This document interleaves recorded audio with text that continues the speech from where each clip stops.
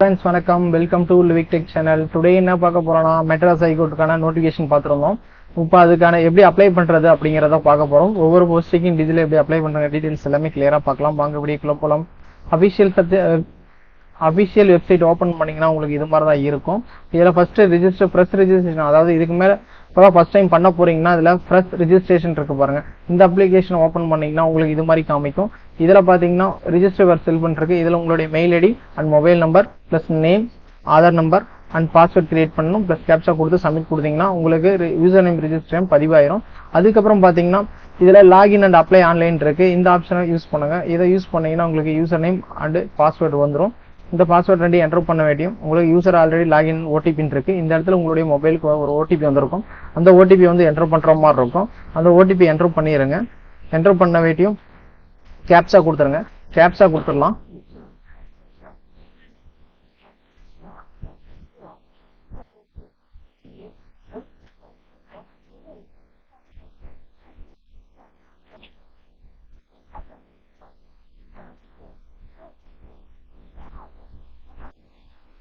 Captcha கொடுத்துட்டு submit கொடுங்க. Submit கொடுத்த வேட்டியும் உங்களுக்கு லாகின் சக்சஸ்ஃபுல்னு வரும். இப்படி வந்த வேட்டியும் உங்களுடைய மாவட்டம் செலக்ட் பண்ண சொல்லுது. நீங்க எந்த மாவட்டமோ அந்த மாவட்டத்தை கரெக்டாக செலக்ட் பண்ணி சர்ச் கொடுங்க. சர்ச் கொடுத்த வேட்டி உங்களுக்கு இது மாதிரி 4 விதமான நேம் ஆஃப் போஸ்ட்டுக்கும் காமிக்கும். இதுல வந்து நம்ம ஆல்ரெடி ப்ரீவியஸ்ல ஒரு போஸ்ட்டுக்கு வந்து அப்ளை பண்ணிட்டோம். அதனால நம்ம நெக்ஸ்ட் இது வந்து அந்த கிளீனர் இது மாதிரி டீடைல், நைட் வாட்ச்மேன் இது மாதிரி இதுக்கான அப்ளிகேஷன் எப்படி அப்ளை பண்ணுங்க டீடைல்ஸ் எல்லாம் பார்க்கலாம். இதுல வந்து அப்ளை நவுன் இருக்கு பாருங்க. இந்த இடத்துல அப்ளைங்கிற இடத்த கொடுத்துருங்க. இந்த கொடுத்த வேண்டிய உங்களுக்கு இது மாதிரி டீடைல்ஸ் எல்லாம் காமிக்கும். அதாவது உங்க personal information, education qualification, additional information and declaration, ஃபைனலா கம்ப்ரமேஷன் டீடைல்ஸ் சொல்லிட்டு ஒரு 5 விதமான டீடைல்ஸை கம்ப்ளீட் பண்ற மாதிரி இருக்கும். ஃபர்ஸ்ட் பாத்தீங்கன்னா நீங்க எந்த நேம் ஆஃப் போஸ்ட் கேட்கறாங்க, எந்த பதவிக்கு கொடுக்க போறீங்களோ அந்த பதவி செலக்ட் பண்ணுங்க. இல்ல எல்லா பதவியுமே வேணும் அப்படின்னு சொன்னா எல்லாத்தையுமே செலக்ட் பண்ணுங்க. செலக்ட் பண்ணீங்கன்னா ஆல்ரெடி எல்லாமே உங்களுக்கு செலக்ட் ஆயிரும். அதுக்கப்புறம் பாத்தீங்கன்னா அறிவிப்பு என்னன்னு சொல்லிட்டு உங்களுக்கு நோட்டிபிகேஷன் நம்பர் கொடுத்துருக்காங்க. அதுக்கப்புறம் பாத்தீங்கன்னா உங்களுடைய டிஸ்ட்ரிக்ட் என்ன டிஸ்ட்ரிக்டோ அந்த டிஸ்ட்ரிக்ட் என்டர் பண்ற மாதிரி இருக்கும். என்டர் பண்ணிருங்க. அதுக்கப்புறம் பாத்தீங்கன்னா உங்களுடைய நேம் கொடுக்கணும். நேம் மென்ஷன் பண்ணிருங்க. நேம் கொடுத்த வேண்டியும் உங்களுடைய பிறந்த தேதி கேட்கறாங்க. பிறந்த தேதி கொடுத்துருங்க. அதுக்கப்புறம் பாத்தீங்கன்னா உங்களுக்கு ஏஜ் எவ்வளவுன்னு அதுலயே கால்குலேட் ஆகி வந்துடும். நெக்ஸ்ட் பாத்தீங்கன்னா உங்களுடைய மேலா ஃபீமேலாங்கிற டீடைல்ஸ் எல்லாமே கேட்கறாங்க. அது கரெக்டா கிளிக் பண்ணி கொடுத்துருங்க. அதுக்கப்புறம் பாத்தீங்கன்னா மேரிடான்னு கேட்கறாங்க. அன்மேரிட்னா அன்மேரிட் கொடுங்க. மேரிட்னா மேரிட் கொடுத்துட்டு மேரிட்னு கொடுத்தீங்கன்னா உங்களுடைய ஹவுஸ் நேம் கேட்கும். அதையும் கொடுத்துருங்க. அதுக்கப்புறம் பாத்தீங்கன்னா ஹவுஸ் ஒய்ஃபோட தொழில் என்னன்னு கேட்கறாங்க. அதாவது என்ன தொழில் அதை கரெக்டா கொடுத்துருங்க. நெக்ஸ்ட் பாத்தீங்கன்னா அப்ளிகண்ட் ஆஃப் பர்த், அதாவது விண்ணப்பதாரர் பிறந்த ஊர் கேட்கறாங்க. அந்த டிஸ்ட்ரிக்டை மென்ஷன் பண்ணிருங்க. அதுக்கப்புறம் பாத்தீங்கன்னா சொந்த மாநிலம் கேட்கறாங்க. அதையும் கொடுத்துருங்க கரெக்டா. நெக்ஸ்ட் பாத்தீங்கன்னா சொந்த டிஸ்ட்ரிக்ட் எதுவோ அதுவும் கொடுத்துருங்க. இதெல்லாம் கொடுத்த வேட்டியும் பாத்தீங்கன்னா அப்ளிகண்டோடைய தந்தை நேம் கேட்கறாங்க. நேம் என்னவோ அதை கரெக்டா கொடுத்துருங்க. அதுக்கப்புறம் பாத்தீங்கன்னா தந்தை என்ன தொழில் பண்றாரோ அந்த தொழிலை மென்ஷன் பண்ணிருங்க. நெக்ஸ்ட் பாத்தீங்கன்னா மதர் அவங்களுடைய நேமும் மென்ஷன் பண்ணிருங்க. அவங்களுக்கு என்ன ஒர்க்கோ அந்த ஒர்க்கையும் மென்ஷன் பண்ணிருங்க. அதுக்கப்புறம் பாத்தீங்கன்னா தாய்மொழி என்னவோ அதை மென்ஷன் பண்ணிருங்க. நெக்ஸ்ட் பாத்தீங்கன்னா நேஷனாலிட்டி கேட்கறாங்க. என்ன நேஷனாலிட்டியோ அதை கரெக்டா கொடுத்துருங்க.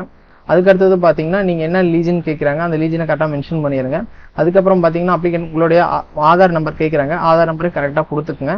அதுக்கடுத்தது பாத்தீங்கன்னா பேன் கார்டு வச்சிருக்கீங்களான்னு கேட்கறாங்க. எஸ்னா எஸ் கொடுங்க, இல்லன்னா இல்லன்னு கொடுத்துருங்க. அப்படி எஸ் கொடுத்தீங்கன்னா பேன் நம்பர் என்டர் பண்ற மாதிரி இருக்கும்.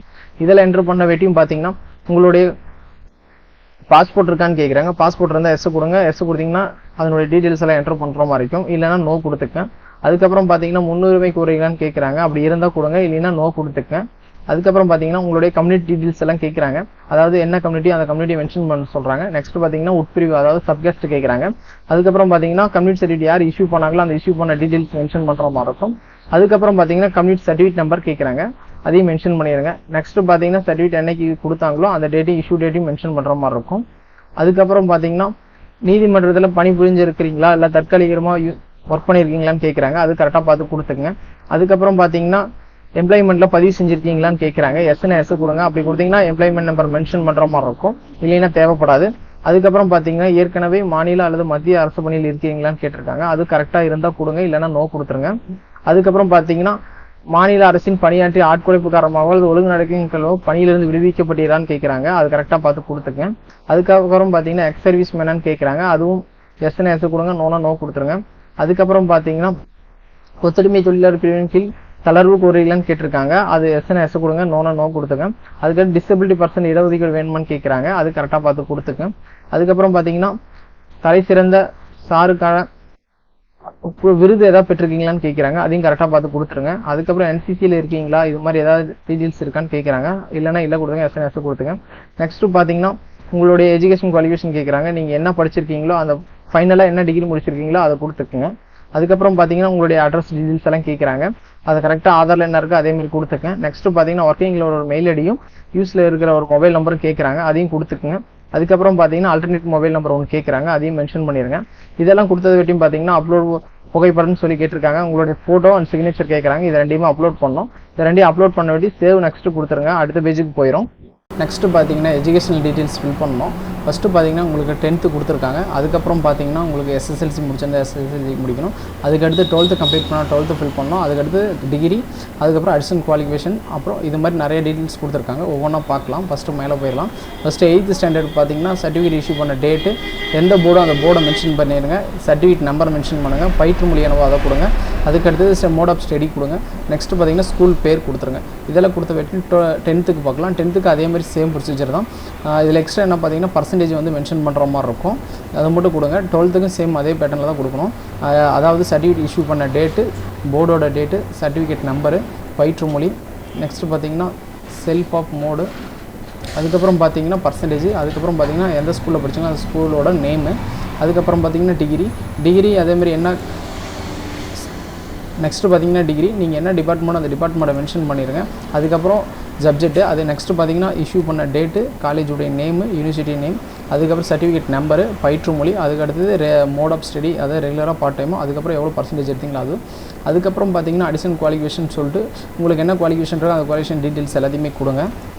இதில் உங்களுக்கு ஒவ்வொன்று காமிக்கும். அதுக்கப்புறம் பார்த்தீங்கன்னா பயிற்று திறமை, அதாவது உங்களுக்கு என்னென்ன லாங்குவேஜ் தெரியுமோ அந்த லாங்குவேஜ் எல்லாத்தையும் மென்ஷன் பண்ணிடுங்க. அதுக்கப்புறம் பார்த்தீங்கன்னா உங்களுக்கு டைப் ரைட்டிங் தெரிஞ்சிருந்தால் கொடுங்க. அதுக்கப்புறம் ஷார்ட்கட், அதாவது சுருக்கெழுத்து. நெக்ஸ்ட்டு பார்த்தீங்கன்னா உங்களுக்கு என்னென்ன லாங்குவேஜ் தெரியுமோ அந்த லாங்குவேஜ் எல்லாமே மென்ஷன் பண்ணுற மாதிரி இருக்கும். அதாவது Tamil, English and other language என்ன தெரியுதோ அது எல்லாத்தையுமே எழுதுறது, படிக்கிறது, அது பேசுறது, இது எல்லாமே கரெக்டாக கொடுத்துருங்க. அதுக்கப்புறம் பார்த்தீங்கன்னா டைப் ரைட்டிங் கேட்டிருக்காங்க, Tamil and English, higher and lower எல்லாத்தையுமே கரெக்டாக கொடுத்துருங்க. அதுக்கப்புறம் பார்த்தீங்கன்னா சுருக்கெழுத்து தெரியுமான்னு கேட்டிருக்காங்க, அதுவும் கொடுத்துக்குங்க. நெக்ஸ்ட்டு பார்த்தீங்கன்னா கணினியில் தொடர்ந்து கம்ப்யூட்டர் பயிற்சி பெற்றிருக்கீங்களான்னு கேட்டிருக்காங்க. அதாவது ஆஃபீஸ் அட்டென்ஷன் அது அந்த சர்டிஃபிகேட் வச்சிருக்கணும், அப்புறம் தான் மட்டும்தான் இதுக்கு எலிஜிபிலிட்டியாக இருக்கும், அது கரெக்டாக கொடுத்துருக்கேன். அதுக்கப்புறம் பார்த்தீங்கன்னா ஏதோ இதர திறமைகள் இருக்கான்னு கேட்டிருக்காங்க, இருந்துச்சுன்னா எஸ் கொடுத்தீங்கன்னா அது என்னென்ன எக்ஸ்பிளைன் பண்ணுற மாதிரி இருக்கும். அதுக்கப்புறம் பார்த்தீங்கன்னா எங்கே ஒர்க் பண்ணீங்களோ அந்த ஒர்க்கிங் டீட்டெயில்ஸ் எல்லாமே கேட்குறாங்க. அதனால name of company details and என்னவா நீங்கள் ஒர்க் பண்ணீங்க, எவ்வளோ வருஷம் ஒர்க் பண்ணீங்க, உங்களுக்கு எவ்வளோ சேலரி கொடுத்தாங்கன்ட்டு, நீங்கள் எத்தனை கம்பெனியில் ஒர்க் பண்ணீங்களோ அத்தனை கம்பெனி டீட்டெயில்ஸ் எல்லாத்தையுமே இதில் என்டர் பண்ணுற மாதிரி இருக்கும். இதெல்லாம் கரெக்டாக கொடுத்த வேண்டி சேவ் நெக்ஸ்ட் கொடுத்துருங்க. பார்த்தீங்கன்னா நீங்கள் அல்லது குடும்ப உறுப்பினர்கள் வந்து புதுச்சேரி துணை மன்றத்திலோ அல்லது தமிழ்நாடு நீதிமன்றத்திலோ பணிபுரிந்தவரான்னு கேட்குறாங்க, எஸ்ன்னு எஸ் கொடுத்துங்க, நோன்னு நோ கொடுத்துருங்க. அதுக்கப்புறம் பார்த்தீங்கன்னா மெட்ராஸ் உயர் நீதிமன்றம் அல்லது வேறு பணி தேர்வு செய்யும் முகமையில் தங்கள் தேர்வு கலந்து கொள்ள அல்லது பிறகு நிரந்தரமாக குறிப்பிட்ட காலத்தில் விலக்கி வைக்கப்பட்டிருக்கலான்னு கேட்டிருக்காங்க, அதாவது டிஸ்குவாலிஃபைட் பண்ணியிருக்காங்களான்னு கேட்டிருக்காங்க, எஸ்ன்னு எஸ் கொடுங்க, நோன்னு நோ கொடுத்துங்க. அதுக்கப்புறம் உங்கள் மேலே ஏதாவது கிரிமினல் கேஸ் இருக்கான்னு கேட்டிருக்காங்க, அதுக்கு எஸ்ன்னா கொடுங்க, இல்லை நோன்னு நோ கொடுத்துருங்க. அதுக்கப்புறம் பொது அல்லது தனியார் துள்ளூர் துறைகளில் எங்கேயாச்சும் ஒர்க் பண்ணியிருக்கீங்களான்னு கேட்குறாங்க ஃபைனான்ஸ் டிபார்ட்மெண்ட்டில், அதுக்கு எஸ்லாம் நோ கொடுத்துருங்க கரெக்டாக பார்த்துட்டு. அதுக்கப்புறம் போலீஸால நீங்கள் கைது செய்யப்பட்டிருக்கீங்களா, இது மாதிரி ஏதாவது குற்றவியல் வழக்கு இருக்கான்னு கேட்டிருக்காங்க, அதுக்கு கரெக்டாக பார்த்து கொடுத்துருங்க.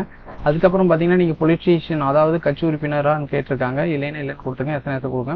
அதுக்கப்புறம் ஏதோ ஒரு தேர்வில் அதாவது தேர்தல் எலெக்ஷனில் நின்றுருக்கீங்களான்னு கேட்டிருக்காங்க, அது கரெக்டாக பார்த்து கொடுத்துருங்க. அதுக்கப்புறம் பார்த்தீங்கன்னா டாக்குமெண்ட் அப்லோட் பண்ணோம், அதாவது educational, technical qualification and community service, இது 3 டாக்குமெண்ட்டுமே குறிப்பிட்ட கேபி சைஸ்க்குள்ளே தான் இருக்கணும். அந்த கேபி சைஸ்க்குள்ளே இருந்தால் மட்டும்தான் அப்லோட் ஆகும். பிடிஎஃப் ஃபார்மேட்டில் வந்து அப்லோட் பண்ணணும். அதுக்கப்புறம் பார்த்தீங்கன்னா தமிழ் வழி சான்றிதழ் அப்லோட் பண்ண சொல்கிறாங்க, கம்பல்சரி அப்லோட் பண்ணிடுங்க. நெக்ஸ்ட்டு பார்த்தீங்கன்னா உங்களுடைய பெயர், பிறந்த தேதிக்கான அடையாள சான்று கேட்குறாங்க, அதாவது பர்த் ப்ரூஃப் ஒன்று கேட்குறாங்க, அதையும் அப்லோட் பண்ணிடுங்க. அதுக்கப்புறம் பார்த்து தடையில்லாத சான்றுன்னு சொல்லிட்டு அனெக்ஷன் பின்னு ஒன்று கேட்குறாங்க, அதையும் அப்லோட் பண்ணிடுங்க கரெக்டாக. அதுக்கப்புறம் பார்த்தீங்கன்னா கேரக்டர் சர்டிஃபிகேட் கேட்குறாங்க, அதுவும் கொடுத்துருங்க, அதுவும் கரெக்டாக அப்லோட் பண்ணிடுங்க. அதுக்கப்புறம் பார்த்தீங்கன்னா அனெக்ஷன் ஜின்னு சொல்லி ஒரு சர்டிஃபிகேட் இருக்குது, அதையும் கேட்டு அப்லோட் பண்ணிடுங்க கரெக்டாக. அதுக்கப்புறம் பார்த்தீங்கன்னா உங்களுடைய நன்னடத்தை சான்றிதழ் மாதிரி யாராவது 2 ரெஃபரன்ஸ் கேட்குறாங்க, அவங்களுடைய பேர், அவங்க எங்கே ஒர்க் பண்ணுறாங்க, அவங்களோட மொபைல் நம்பர், அட்ரஸ், இது ரெண்டையுமே கொடுத்துருங்க. இதெல்லாம் கொடுத்த வேட்டியும் உங்களுக்கு சேவ் நெக்ஸ்ட் கொடுங்க. சேவ் நெக்ஸ்ட் கொடுத்த வேட்டியும் உங்களுக்கு டிக்ளரேஷன் சப்மிட் ஆயிரும். அதுக்கப்புறம் பேமெண்ட் ஆப்ஷன் கேட்கும், அதில் கரெக்டாக அமௌண்ட் வந்து பே பண்ணணும், 500 பே பண்ணுற மாதிரி இருக்கும் எக்ஸாம் ஃபீஸு, அதை கரெக்டாக பார்த்து பே பண்ணிடுங்க. பே பண்ண வேட்டி உங்களுக்கு அப்ளிகேஷன் வந்து ப்ரிவியூ காமிக்கும், சப்மிட் கொடுத்துருங்க. ஓகே ஃப்ரெண்ட்ஸ், நெக்ஸ்ட் வீடியோவில் பார்க்கலாம்.